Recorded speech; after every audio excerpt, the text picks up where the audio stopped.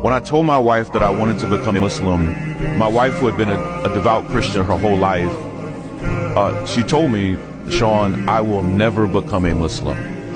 And it hurt me a bit because I didn't want to do anything to jeopardize my marriage. A few weeks later, when I traveled to Edmonton, I shared with some men, including a local imam there in Edmonton, that I didn't know how to approach this with my wife.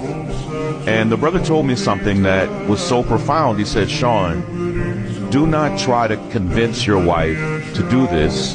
He said, it's more likely that you will mess it up than anything else. He said, but I do want you to trust that Allah will guide her heart. When I got home from Edmonton, this is in early January, just not that long ago, I laid both of those copies of the Quran on my dresser, not because I was like low-key wanting my wife to find them.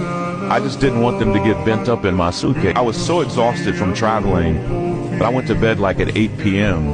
When I woke up almost 12 hours later, my wife had grabbed one of those copies. She's a professor, a doctor. Yes. She had already, through the night, she had already read almost half of the Quran. When I woke up, my wife said to me something that was so shocking. She said, Sean, I think we should become Muslims.